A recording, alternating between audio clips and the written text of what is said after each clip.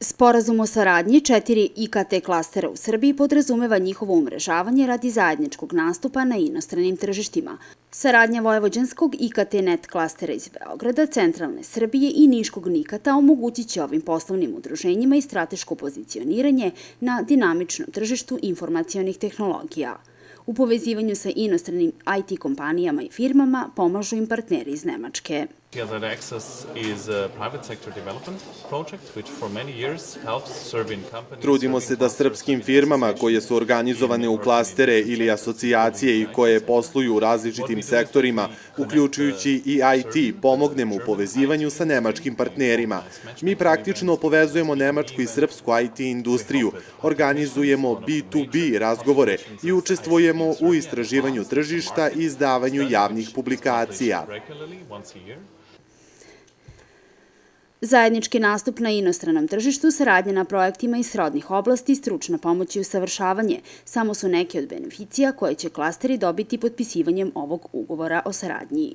U GIZ-u navode da će udruženim klasterima pomoći prilikom povezivanja sa nemačkim firmama iz IT oblasti. U Nemačkoj u IT sektoru radi više od 80.000 firmi, dok ih u Srbiji ima oko 830.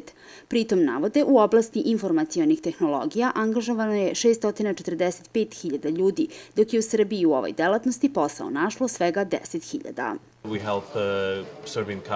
Mi podstičemo i afirmišemo saradnju srpskih kompanija koje su povezane u klastere da nađu kupce na nemačkom tržištu za svoje znanje i usluge. Dakle, mi ne podstičemo direktnu saradnju između firmi, već povezujemo kompanije koje su članice poslovnih udruženja i asocijacija. Pored toga, sa državnim organima sarađujemo na izradi strategije razvoja IT sektora u Srbiji. Analiziramo šta je učinjeno u prethodnom periodu i predlažemo šta je potrebno uraditi u budućnosti, pri čemu prednost uvek imaju nove ideje i inovacije.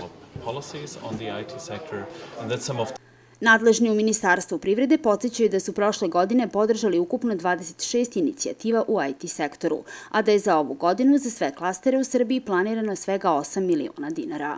Svečanim potpisivanjem memoranduma o saradnji sa još 3 klastera poslovno udruženje IKT klaster centralne Srbije obeležilo je godišnjicu uspešnog rada.